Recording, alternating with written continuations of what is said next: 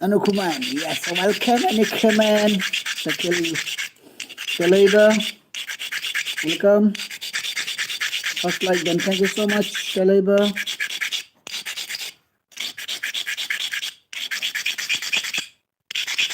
Is it? Yam hiku hai. Matau malali nila, hay ba nato?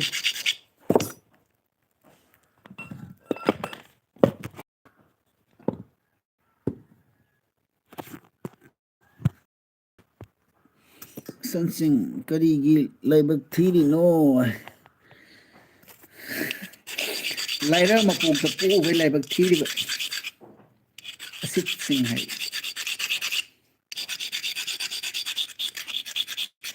Mayam like to view.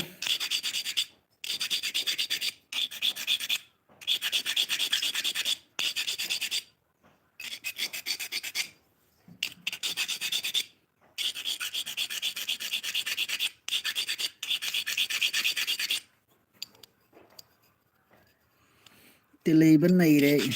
Kubi pire sana sari ro. Kongji sari ni se bemsa. Welcome se bemsa. I think I didn't say I pan cookie ko ibe ma ko khatun tawro. Chakla mana lo de ko baru hela bani be mana.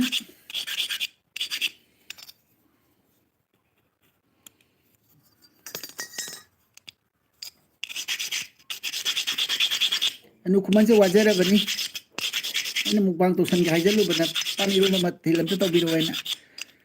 Ngarang di anugi LB jawbang maudre LB jamna as LB gi wadi kari ai ni se besa. Roi bini da.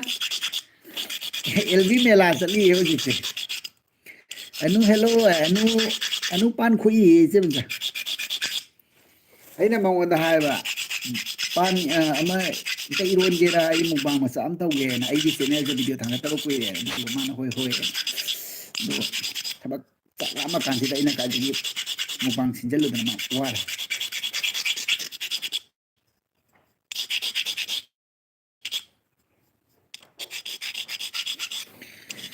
LB pareng lenge LB gi wadi che ben sa roi bini numidang da mu khara hen bra khang di tawis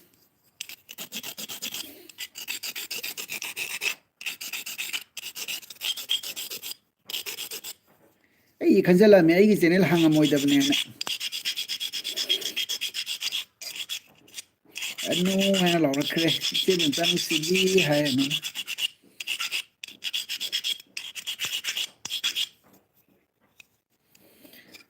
Telaiba ladibo kamen biro kamen se kari dana bala sapne ta wari se japan na handi wari sarakna wari sabam nei tre hoji tawlis dona sei sakna khang ne koi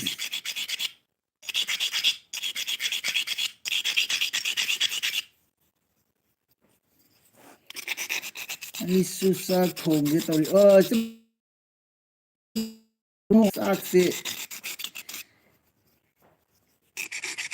sak se maruni sak sa da kamai to ne asi mukbang he nuai dai sak la man le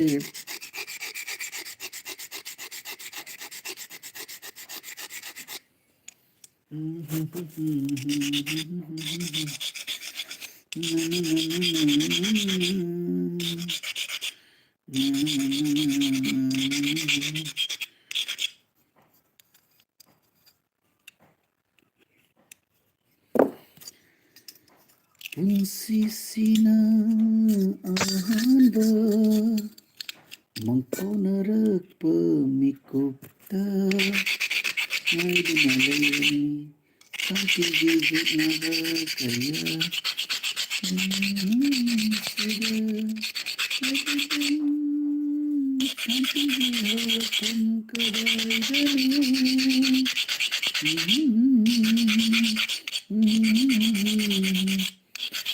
Laiko isu LB loibata ngaibagi chak thong mai sim da thagi bro LB ai se ngasai ayuktagi hojitani sor hondokpa sangise sisu loidri ai se keno khara deliver tawdaba dogi aina kanana kari kari thangaliba kaitawriba kaim khangdabin tawi sundrangda hinge like ngarang anugi LB jahudabani bung the full york thank you se ai jeni ai se talle ba ai LB tha bit ka yaw de ba mi khulak se yu de che ta anugai se jaga amate lei bara ke no mi umta ne ba lei bit ka yaw de ba ai lei khut sang de ko hoi hoi nana ai LB je de ba nani laibak thiraba mapokkni ai sinin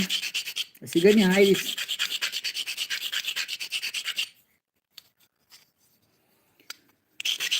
nusing nanse lairo chankhaba kalaroyamu magi wakhal laikak chatna se khaidaba thamoisida aigi singbiranu layama singbiranu layama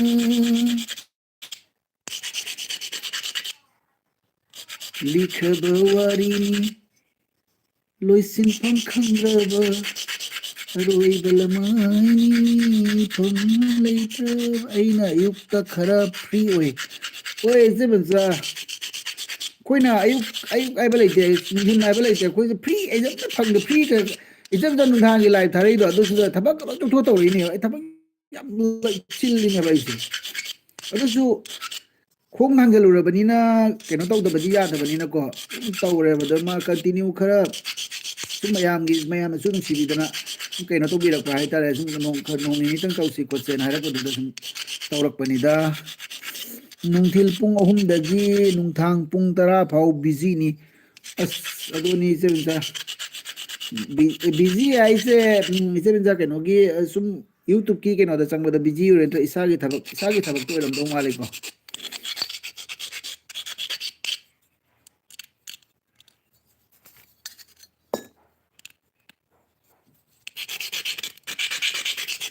se binza kai nang thong doi no wow igi ming se ise ming se lai ise gi ming lai sin ise ming ga chumbra ise gi fel kai kari khele na khongji machin ta iba angangi khongji pithai khongji do adogi machin do ta iba Tetakel welcome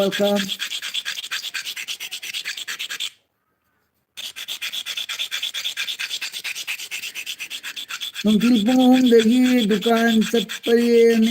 na pung nipan da yum halage aduga thongba thakpa chaba done as ite thabiyam kaliko ai hawai thongi o chumme kauning ba kaupo kawo pau phongda daga loi adune bai se isi ming se lai sin asadi asina dum phajare da pakcha bana loi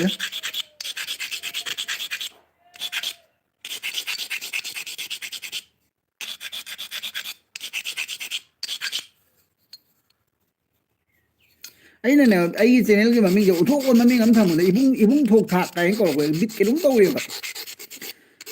ai xe mình có thầm đồ bung cái thuộc thạc cái đã bung cái có thì ibung thuộc thạc cái xin cái đi nó hay tôi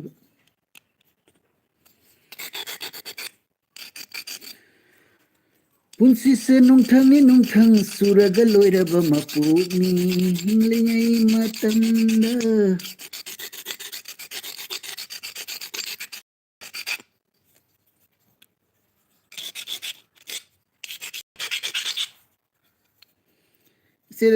इसे तकेल के नोमा तो मेला में हाँ railway की अस ngaraang di khwa ma to wajani ga se as ngarang di khwa de ipela bani da on like marak marak to khut are ke okay isana thagat ladi kuna kachin jauri hai bdo ado ni ne se take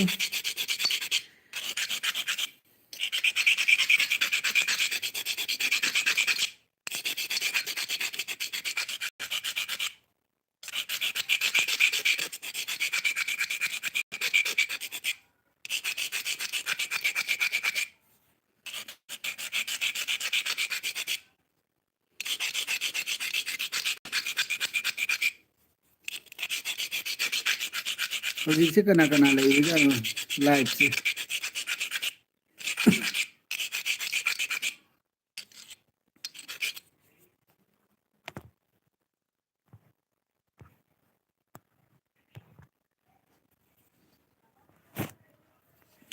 video ने आएगी views का दे video हापग तल्ले views की वाली से करिया ने like से सागे चाउ चारोई तू मौंगी ताई तौरिसे मौंगी तौरिसे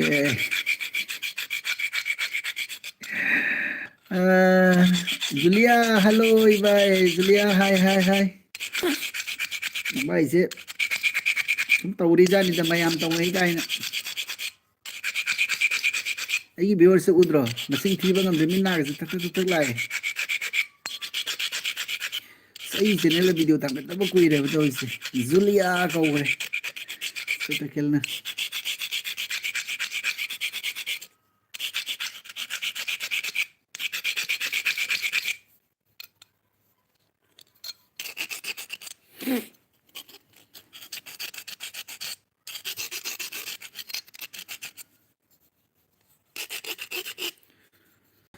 हेलो इसे तो खेल है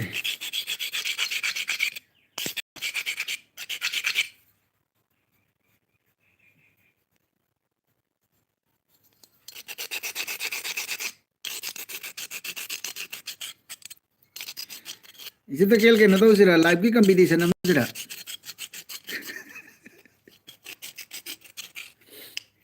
कनाना क्वाइदगी सांग लाइव तो बंगम बाइना आईडी एलबीडी नुंगथिलदगी नुंगथांग थाबसे नुंगाई बने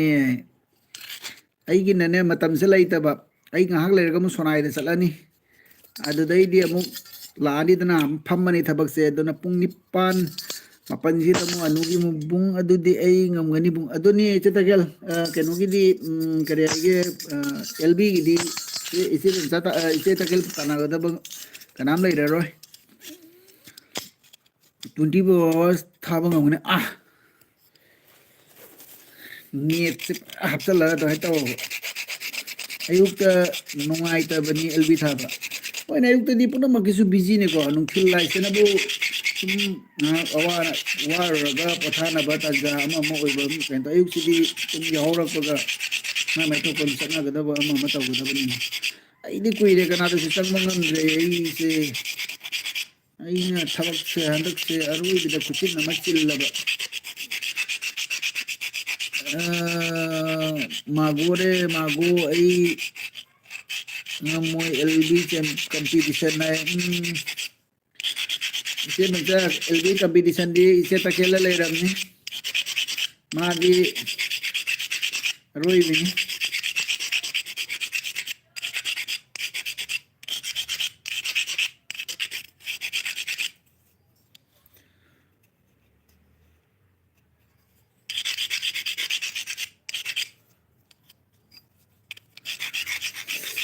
तुम बच्चा बखंडना इदुना तलैरे नुसी बिनंसु इबाय learn you ay la 5 minutes okay okay Teno minit mga isa nang minit mga to lay garo minit mga yam ram ni ay di kuina ka lay bangam dene mingonda ay di upay lay tabagi ayuk tha bani ayuk tha di yamna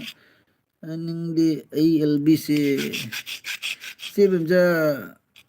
the drink MC Ibol wow welcome Ibol welcome Ajay nang toro na LB do khara bang bhujan na si LB masan bang puda bhujan na si binta mai den upa lagi se Ibol na dabung thabak kallibo thabak su tawre mine aduni ne big upay lay na thari mine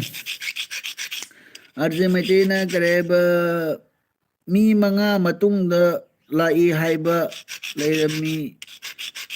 yu haiba o nga big ngai sita kel na Ibol na ay su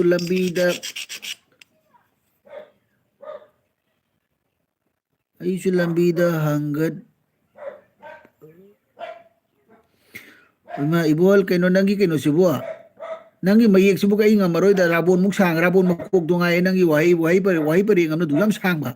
hanggat bada batu balay may pima karino ni may pima punsigi kwat ay sang ba word ay nga si ure Ibol gi comment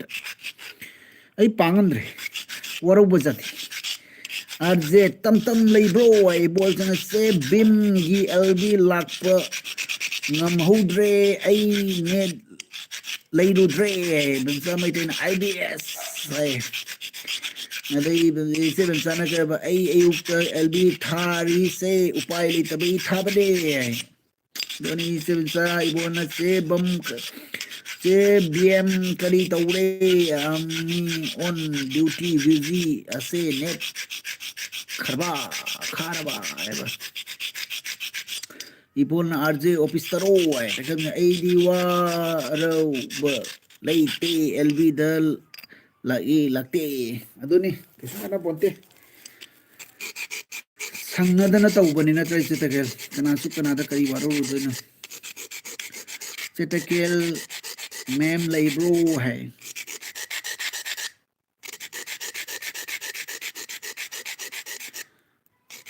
kanao je bapila iri to mai sa thor pa le comment pa man na ngang da mu je khatta do ni wa ku ka sa ba ni da comment me an anu gi comment me an pa ai ku ka je mit ka sang tarang do e ku ka sa sang laga lakpiu sang laga tu piu haido wa hoi sa takel adoni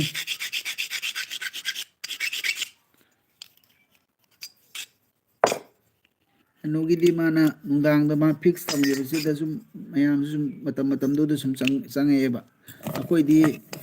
timing ga laite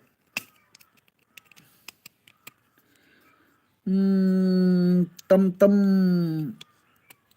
mem di Ibol na telu do view kya yaure hairam ge dabung telu do view kya telu je kana no khangdre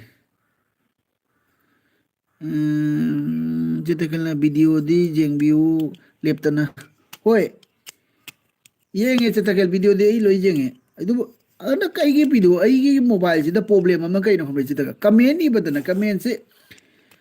mo mo yarak to ba kai no mo yawre am sak pai da ai di heng leiba gi mawong da pallaga leiba khuitu langat pa jani ije kanon balana hi bu ngai welcome Teleba hai rimi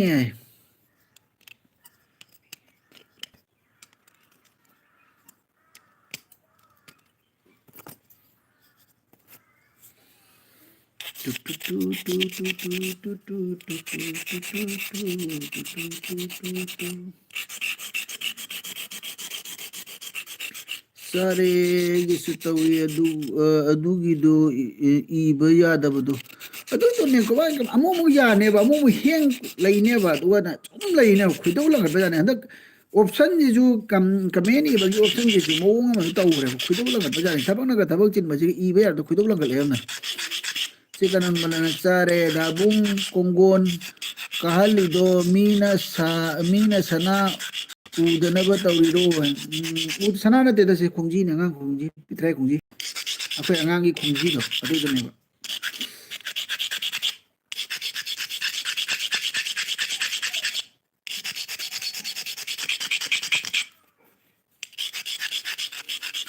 LV da di comment iba kaim tawde video da heng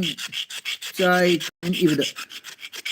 like dan gain ahan bagi like taw bagi do adu taw nang irak ba sum heng chala ne ba khutau lang khat bajani ibai ai lai aje kai chalu re dencha che bala KMC ai sa loi dore ai o loi solo be ma yam tuna loi solo ai chak la ma da ne puk ka se tam manung si gane akoi govinda kansi khing bo dungai re gorong ni che kana bala na arje hai ibon SDO je ngai ye department gi officing laktore hai de tauri se o chana da na sagyam faje thank you so much arje meda video je nguba arje nang video thangala ba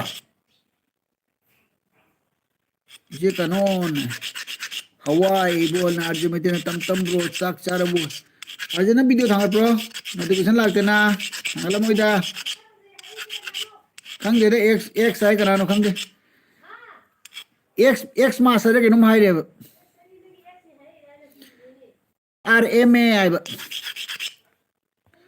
ipa lagi jao ai jana IBS KMC ai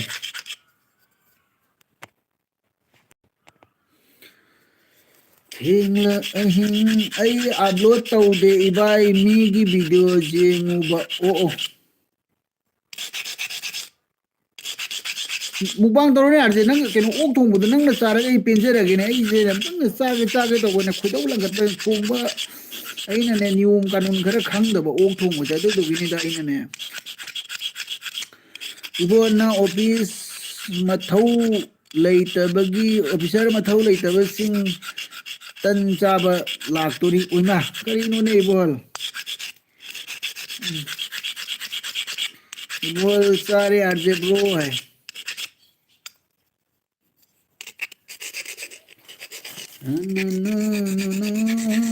je kana mara bunglu de blue pira sukana roini karino tawdo re blue pira ga isiga mi jo malai tabani na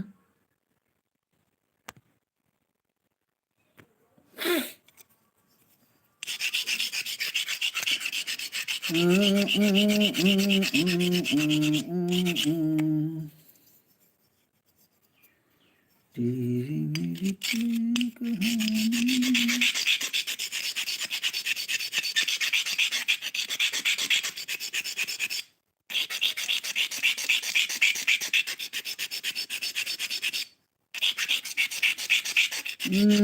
tam bro modi gi hawai ro ai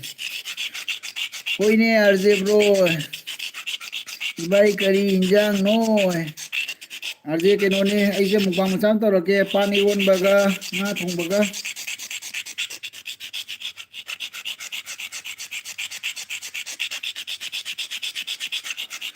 sita gel na hai sil jana hello sil jai sai ra bye bye tawira yan nang kadre okay tawoi bye ai channel ji thanga tabu kuire ne ai camera se quality se na ka phatta bane ai sak se na ka hau ta bane injang na ka thong cha da bane ai je bazabali e ba ka no ta do re na matang sida takil gi michel tautharo mukbang do adoni matau mana ba cha do wa ni tawre se kanan balana hauni e bung haudara ge ngasi di da bung chak isinga mukbang tawbiro na nongma chak isinga ngamane ai toroke ado mina yeng ni ngwe bado chak tane isinga jala thum tola tara ko ai ngamane ba ado ga mina ji yeng ni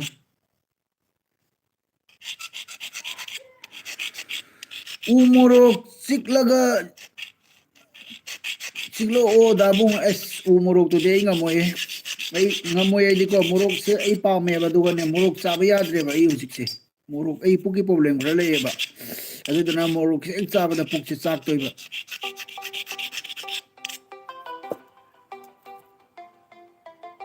ꯃꯌꯥꯝ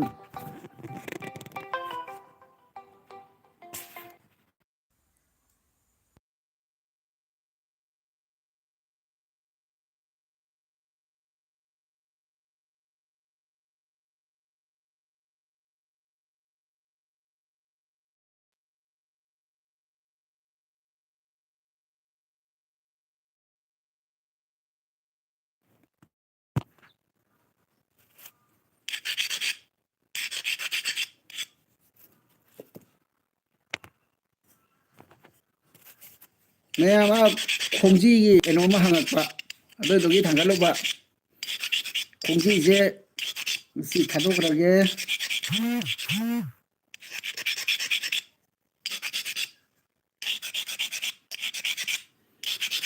ꯑꯃꯅ ꯍꯥꯏꯔꯒ ꯑꯃꯗ ꯄꯤꯕꯗ ꯑꯃꯨꯛ ꯁꯥꯎꯗꯣꯔꯤꯕ ꯇꯧꯔꯤꯁꯤ sound ꯅꯥꯏꯌꯦ sound ꯂꯩꯇ꯭ꯔꯣ ꯑꯩꯒꯤ ꯑꯣ ꯑꯅꯨ ꯈꯨꯃꯟ ꯁꯥꯎꯟ ꯂꯩꯇ꯭ꯔꯣꯅꯦ ꯑꯩꯒꯤ ꯌꯥꯕꯅꯤ ꯁꯥꯎꯟ ꯇꯥꯏ ꯇꯝ ꯇꯝꯕ꯭ꯔꯣ ꯆꯥꯛ ꯂꯣꯏꯕꯁꯨ ꯑꯦꯜꯕꯤꯗ ꯍꯥꯏꯅꯔꯦ ꯑꯗꯨꯅꯤ ꯆꯥꯛ ꯂꯣꯏꯔꯁꯨ ꯑꯦꯜꯕꯤꯗ ꯍꯥꯏꯅꯔꯦ ꯇꯧꯔꯤꯁꯦ ꯔꯦꯗꯤꯑꯣꯗ ꯏꯁꯤꯡ ꯀꯩꯅꯣ ꯊꯥꯔꯛꯑꯣ ꯍꯥꯏꯕꯒꯨꯝꯕꯅꯤ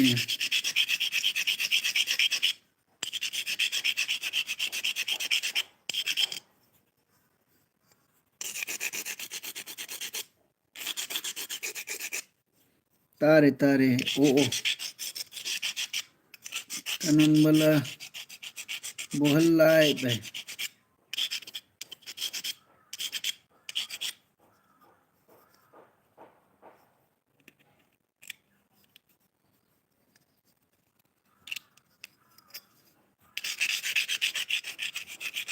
ꯕꯣꯍꯜ ꯂꯥꯏꯠꯇ ꯇꯨꯝꯃꯨꯔꯣ ꯆꯦ ꯀꯟꯃꯅ ꯕꯣꯍꯜ ꯂꯥꯏꯠꯇ ꯈꯣꯏꯃꯨ ꯄꯥꯏꯕ ꯍꯧꯔꯛꯂꯦ ꯑꯁ ꯖꯥꯠ ꯖꯥꯠꯅꯤ ꯀꯣꯟ ꯀꯣꯟ ꯈꯣꯏꯃꯨꯗꯣ ꯀꯥꯅꯣꯟ ꯈꯣꯏꯃꯨꯗꯣ ꯂꯥꯕ꯭ꯔꯣ ꯑꯃꯣꯝꯔꯣ ꯍꯥꯏ ꯈꯪꯗ꯭ꯔꯦ ꯈꯣꯏꯃꯨꯁꯦ ꯀꯔꯝꯕ ꯈꯣꯏꯃꯨꯅꯣ ꯏꯆꯦ ꯕꯦꯝꯆꯥꯅ ꯍꯥꯏꯗꯔꯛꯏꯕꯣꯅ ꯌꯨꯝꯗ ꯐꯣꯟ ꯇꯧꯕꯒꯤ ꯃꯊꯧ ꯇꯥꯗ꯭ꯔꯦ ꯑꯦꯜꯕꯤꯗ ꯑꯣꯏꯅ ꯌꯨꯝꯒꯤ ꯏ ꯄꯥꯎ ꯂꯧꯅꯖꯔꯦ ꯑꯗꯨꯅꯦ ꯑꯦꯜꯕꯤꯗꯩ ꯄꯥꯎ ꯂꯧꯅꯔꯁꯨ ꯌꯥꯔꯦ ꯉꯁꯤ ꯀꯩ ꯏꯟꯖꯥꯡ ꯊꯣꯡꯗꯣꯔꯤ ꯀꯩ ꯆꯥꯛ ꯊꯣꯡꯗꯣꯔꯤꯅ ꯑꯦꯜꯕꯤꯗ ꯑꯗꯨꯝ ꯏꯟꯅ ꯌꯥꯔꯦꯅ ꯑꯥꯏ ꯕꯤ ꯑꯦꯁ ꯑꯦꯜꯕꯤ ꯂꯩꯇ꯭ꯔꯣ ꯍꯥꯏ ꯏꯕꯣꯜ ꯅꯪꯒꯤ ꯃꯇꯝ ꯌꯧꯔꯛꯑꯕꯣ ꯂꯥꯕꯅꯦ ꯑꯩꯁꯦ ꯀꯔꯝꯕꯂ ꯑꯅꯨ ꯈꯨꯃꯟꯅ ꯀꯩꯕ ꯑꯩꯁꯦ ꯏꯕꯣꯜ ꯆꯥꯛ ꯆꯥꯔꯕꯣ ꯍꯥꯏ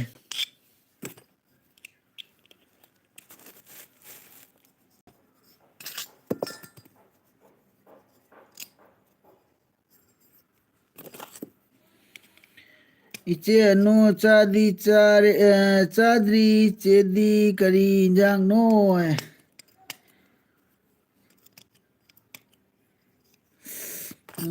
ꯏꯕꯣꯜꯅ ꯀꯔꯤ ꯍꯥꯏꯕ ꯆꯦ ꯕꯦꯝꯆꯥ ꯍꯧꯖꯤꯛ ꯂꯩꯇꯦ ꯑꯦꯁ ꯗꯤ ꯑꯣ ꯉꯥꯏꯔꯤ ꯑꯣ ꯑꯣ ꯑꯩꯕꯨ ꯑꯃꯠꯇ ꯁꯣꯅꯣ ꯆꯨꯍꯜꯂꯣ ꯀꯩꯗꯧꯔꯒꯦꯅꯦ ꯏꯆꯦ ꯃꯆꯥ ꯁꯣꯅꯣ ꯆꯨꯍꯜꯂꯣ ꯍꯥꯏꯁꯨ ꯏꯆꯦ ꯀꯅꯟꯕꯂꯥ ꯀꯔꯤ ꯏꯟꯁꯥꯡ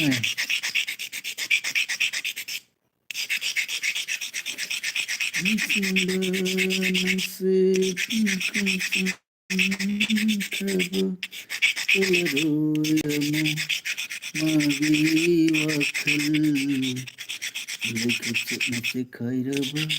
ꯊꯃꯣꯏꯁꯤꯗ ꯀꯥꯅꯣꯟ ꯑꯗꯨꯗꯤ ꯐꯦꯟꯅ ꯊꯥꯅ ꯍꯥꯠꯂꯣ ꯐꯥꯟꯅ ꯊꯥꯅ ꯍꯥꯠꯂꯣ ꯍꯥꯏ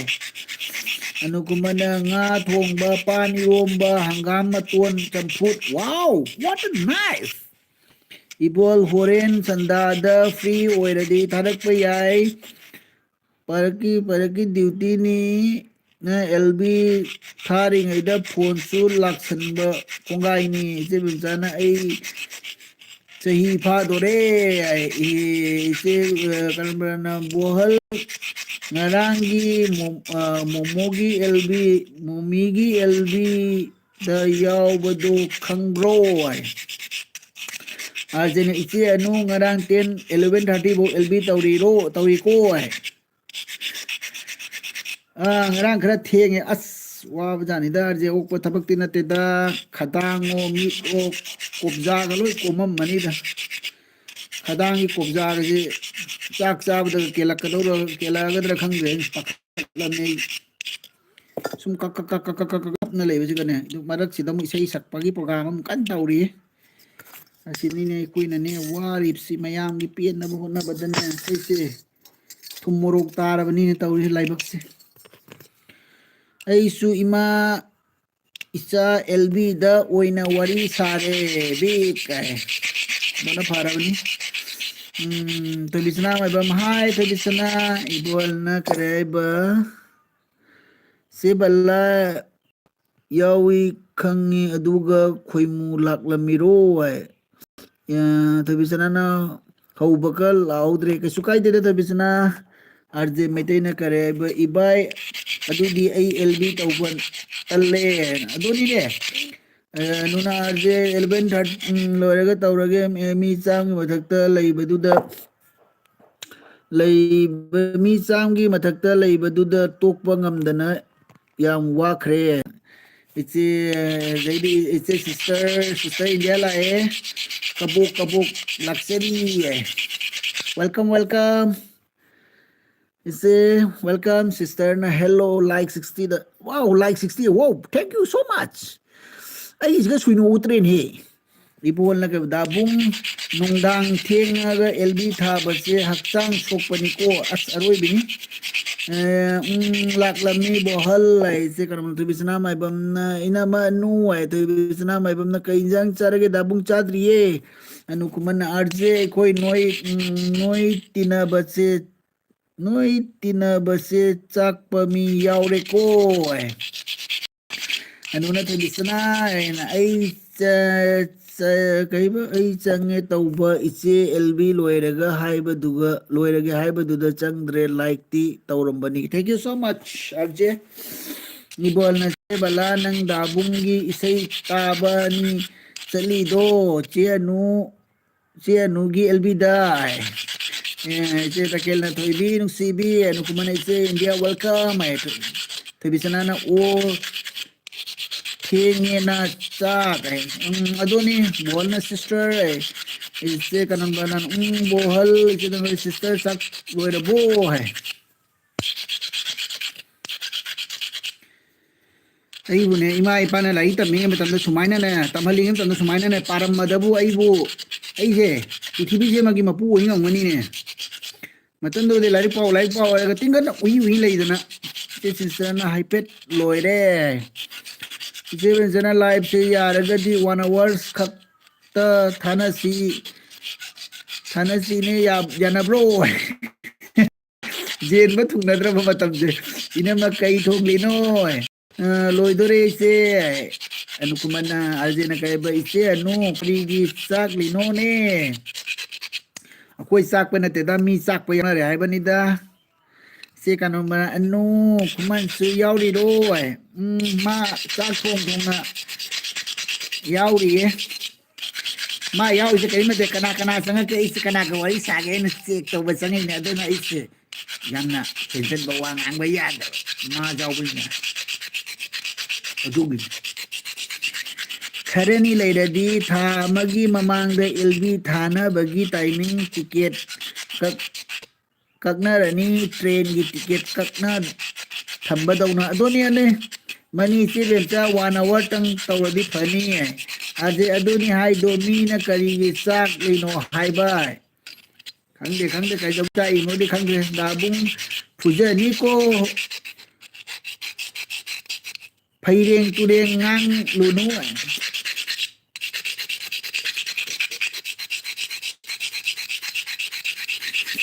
isna saksarabu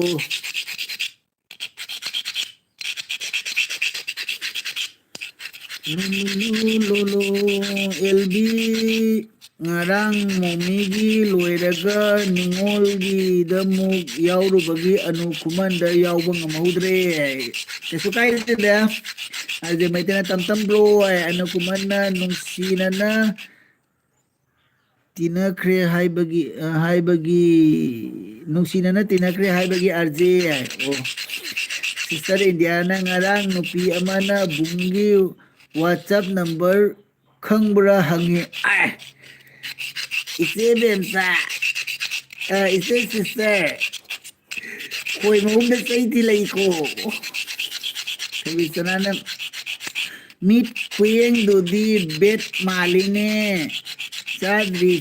sadore ibol na arse bro ay nukare. LB se amada yaw kradi tok ning de ba 1 hours oidi loina yan ba pangani adone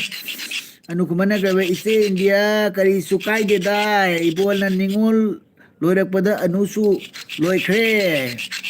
sister ina nupi do kapawi masak yam fazi ise test nupi di haibira anu pasawi di hairo इसे व्यंजना भारत माता की जय हो है तो भी सना ना ऐ साग साउगी गे बाई न मददा किनो साग साद्री बो थींगे गायरा मगर मा बो सारमद्री इबो ना सिस्टर वन किरो है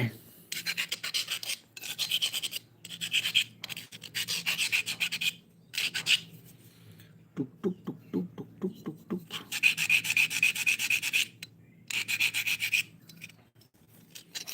अदुनी हाय से फबिसना अदुनी हाय से है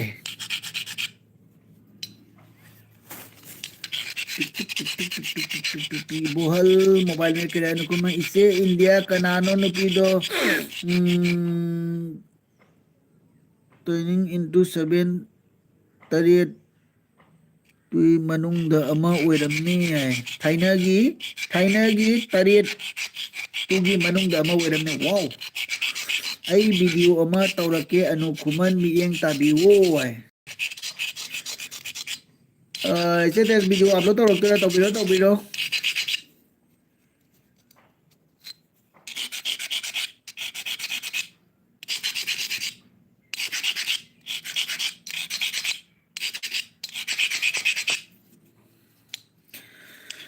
Eight dagi momi tharo 9 dagi ningol tharo 10 dagi anukuman tharo adudi loina yauba ngamlani oh ise India anukuman na oh ise India ni kau thare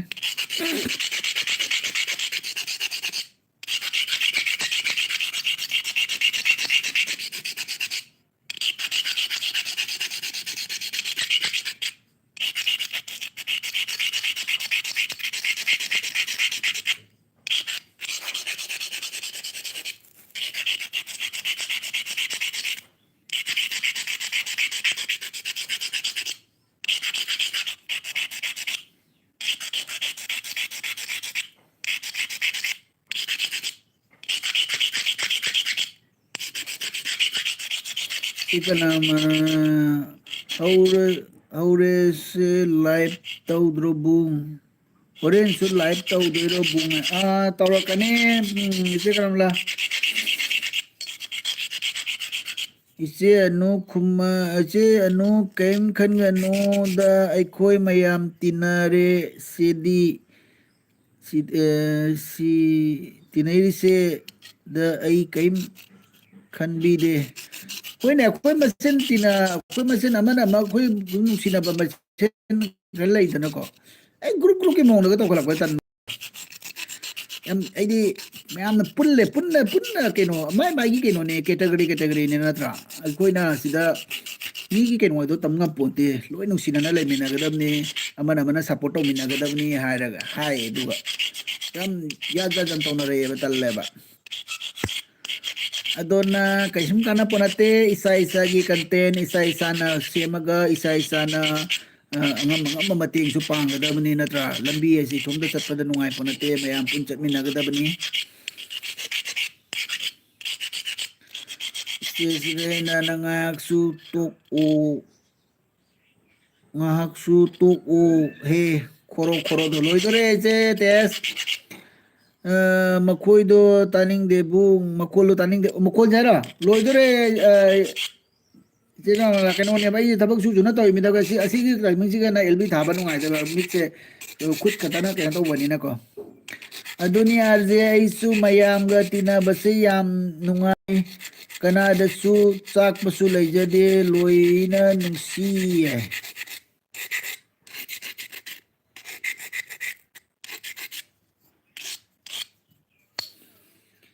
ꯇꯤꯡ ꯇꯤꯡ ꯇꯤꯡ ꯇꯤꯡ ꯇꯤꯡ ꯇꯤꯡ ꯇꯤꯡ ꯇꯤꯡ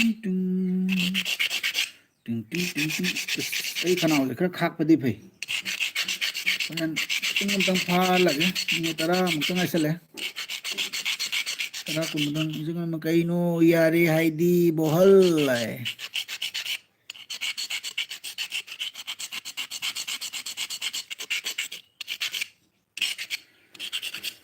ꯅꯤꯡꯁꯤꯡꯕ ꯅꯪꯁꯦ ꯂꯩꯔꯣꯜ ꯆꯟꯈ꯭ꯔꯕ ꯂꯔꯣꯏ ꯑꯃꯨꯛ ꯃꯈꯜꯂꯔꯣꯏ ꯑꯃꯨꯛ ꯃꯥꯒꯤ ꯋꯥꯈꯜ ꯂꯩꯀ ꯆꯠꯅ ꯆꯦꯈꯥꯏꯔꯕ ꯊꯃꯣꯏꯁꯤꯗ ꯏꯆꯦ ꯕꯦꯝꯆꯥ ꯀꯔꯤ ꯌꯦꯟꯁꯥꯡꯅꯣ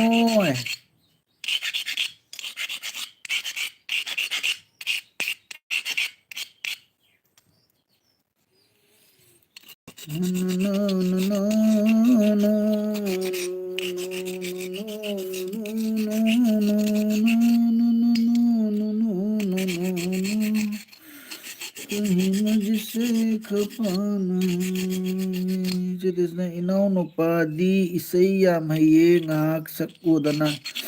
ꯏꯁꯩ ꯍꯩꯕ ꯅꯠꯇꯦꯗ ꯏꯆꯦ ꯇꯦꯁ ꯏꯁꯩꯁꯦ ꯃꯀꯣꯛꯁꯦ ꯐꯖꯅ ꯐꯥꯗꯣꯏꯁꯦ ꯃꯔꯛ ꯌꯧꯔꯛꯄꯗ ꯁꯨꯡꯉꯝ ꯉꯝꯗ꯭ꯔꯦ ꯁꯨꯔꯒ ꯁꯤꯟꯅꯕ ꯇꯥꯂꯤꯕꯤꯁꯣ ꯃꯥꯟꯕ ꯁꯨꯔꯅꯤ ꯈꯣꯡꯕꯤꯁꯦ ꯑꯅꯤꯈꯛꯇꯗꯤ ꯉꯥꯏꯁꯜꯂꯛꯑꯦ ꯑꯗꯨꯒꯩꯗꯤ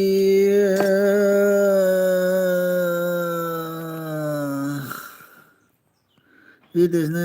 ꯏꯆꯦ ꯕꯦꯝꯆꯥꯅ ꯑꯩ ꯉꯥ ꯀꯣꯛꯑꯣꯅ ꯑꯅꯨꯀꯨꯃꯅ ꯏꯆꯦ ꯇꯈꯦꯜ ꯍꯥꯏꯅ ꯅꯣꯛꯊꯔꯦ ꯀꯩꯒꯤꯅꯣ ꯏꯆꯦ ꯇꯈꯦꯜ ꯍꯥꯏꯅ ꯅꯣꯛꯏꯗꯤ ꯆꯦ ꯚꯤꯝ ꯑꯦꯜꯕꯤ टाइमिंग मातिया लाभ नाई जे जारे पारे समय पारले सपोर्ट आमी तो और ड्यूटी दिया और जंत्रणा दुनिया जंत्रणा आई दुकान चलू खीगे बुंग लाइगी नक लाइगी नकुलदना लेरमद्रे ओ ओ कैसे कायदे चलो कोक से वाईटी न चारे चेता के करी हायुदनो खंगे तुम्बा चाबो करी खल लेरमी होय चे नो है अनुकुमन इबोल है नो तो इबोल न चेता केल कोक लपोई थोम लगा थमु इंग न बाय हे लपोई ने इंग होय से कना ngarang di khoimu ama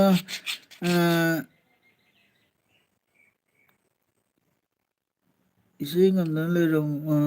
ꯀꯩꯕ ꯈꯣꯏꯃꯨ ꯑꯃ ꯏꯁꯩ ꯉꯪꯗꯨꯅ ꯂꯩꯕ ꯕꯨꯍꯜ ꯑꯥꯔꯖꯦ ꯆꯦ ꯕꯦꯝꯆꯥꯅ ꯀꯩꯕ ꯏꯄꯥ ꯀꯦꯝꯁꯤ ꯇꯧꯔꯕꯣ ꯍꯥꯏ ꯗꯩꯗꯤ ꯑꯅꯨꯀꯨꯃꯅ ꯏꯕꯣꯍꯜ ꯍꯥꯏ ꯅꯣꯛꯊꯈꯔꯦ ꯕꯦꯝꯆꯥꯅ ꯆꯦ ꯕꯂꯥ ꯀꯦꯝꯁꯤ ꯍꯥꯏ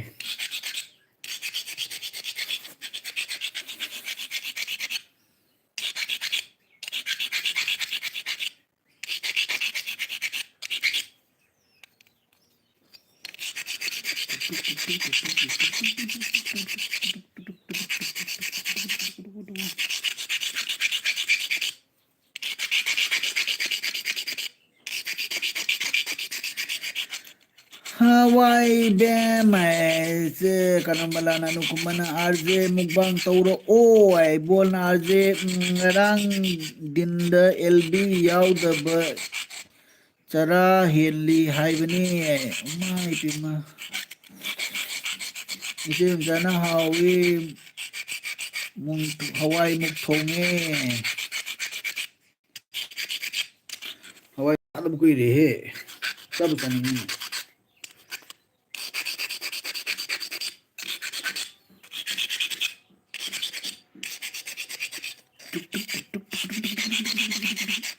ꯅꯨꯡꯉꯥꯏꯈꯤꯗ꯭ꯔꯦꯗ ꯃꯩꯁꯦ ꯄꯨꯠꯄ ꯆꯦꯕꯦꯝꯆꯥ ꯑꯩ ꯆꯥꯛ ꯊꯣꯡꯂꯤ ꯉꯥ ꯉꯧꯔꯤ ꯖꯤꯔꯥ ꯊꯥꯛꯂꯤ ꯀꯣ ꯕꯤꯖꯤ ꯑꯣꯟ ꯑꯣꯀꯦ 1 hour फादोरे फाद्रिबो फादोरे अनुकुमन फादोरे लो चला गई चला म लो चको लो चलो इसे बेचा मैते न मिट चले अर्जे मैते अर्जे न करे बहोय से अनु तौरके ngasi ama upload तौरके ओके ओके ओ सुतो बुदि लोरे तम ब्रो अर्जे न ओके अर्जे है थागलो दाबुंग थक कहीं थाखो दाबुंग मी अतोप्पा हौद्री है आई पुंग अमा केतो दुरम angang lo matam yu sura kore iche kana ma bung kari thabak tauge ai se keno tawi konsang sui adugi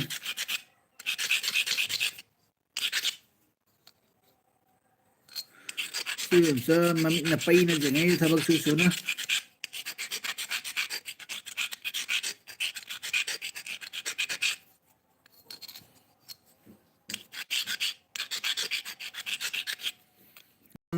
dabung nung takpagi thabak tauri aduni tika na pi ingon tika law pidam eh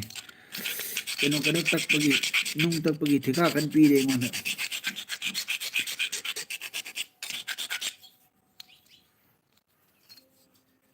sikare no kuma ke chakla mana lore chakla mero thiro changa gaya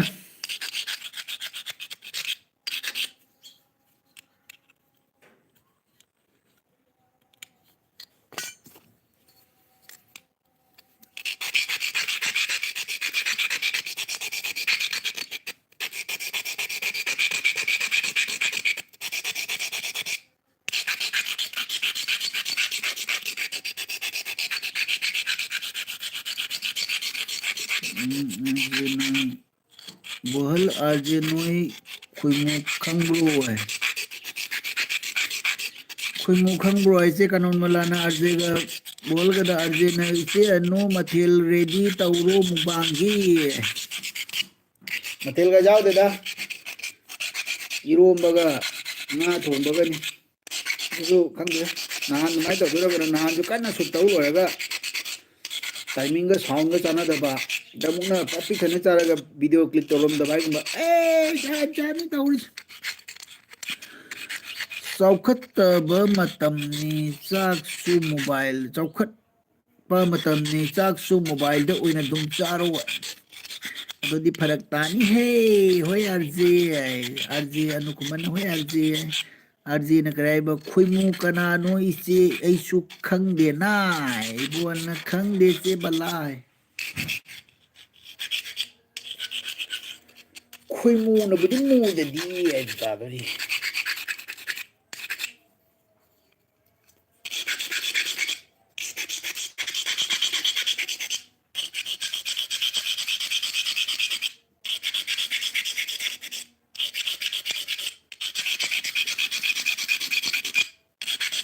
ibu hal lain usaha अनुकुमन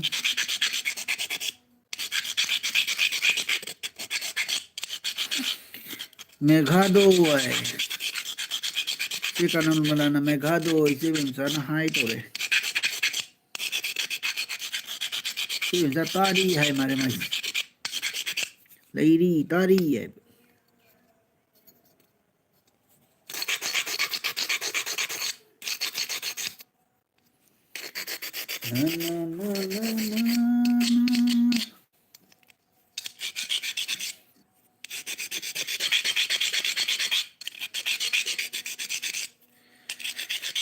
Sore mega bersore wana war padri ni be ma second ku mga tangay rin eh second ku mga para kalo sa lagi ne ikoy waiti pai ba kangbu modi na chak lam da na ba guli yen gani hai bani modi do mai ba koi do phoi ra jan doi me na Modi में कोई फोई तो नहीं ना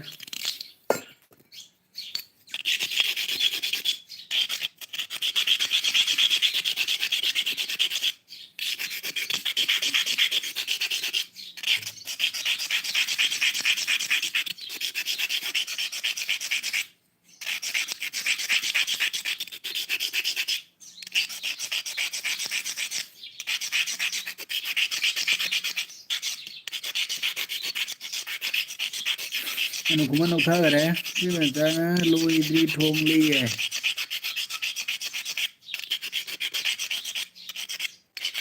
pung kya ta rage ne anu kuma pung kya ta ye mo taro ngang lo ko timing ji phak ta to ra khang de Modi Sura Ram Babagi da LB yaw ba chat pani adoni hindi ram bhakta ni na yarong mani si kanang mala khang ibu arji bohal ana kumana 12:50 tare oi ma ya de na matam ji nang ro ena logo bana hana parani ko na ta jara ge mupangka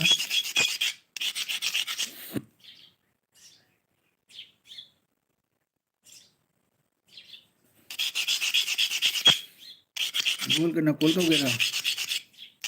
चलो चलो minute वाला minute ही minute बनो तराम वाला minute charge भागे फार हो चले मैं पता ना ऐसे करना दे 1 आवर भागे फार हो चले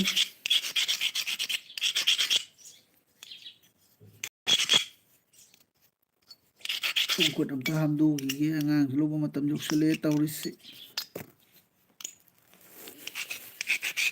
मिंगी खंगे मेदी खंगे खंगे नो खंगे नंबर खंगे आरो इसी का नंबर ना खंद्रबू बुहल बाय में आम है ओके ओके अनुकुमन बाय बाय बाय बाय चाहो ना रो बाय बाय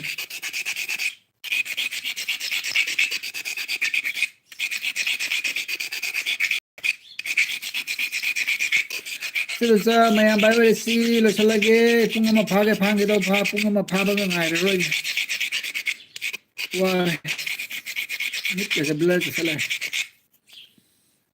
मैं बाय बाय बाय बाय जा किन में तो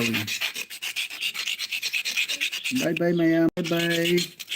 goodbye see you again night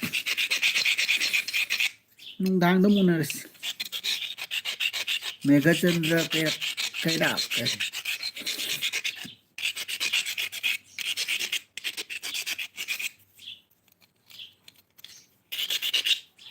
bye bye bye bye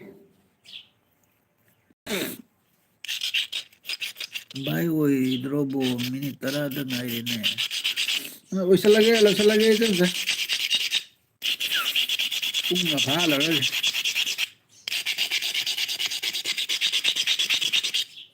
cái đâu na punga ma phala ni pa ma ju kai me bye good night good night good night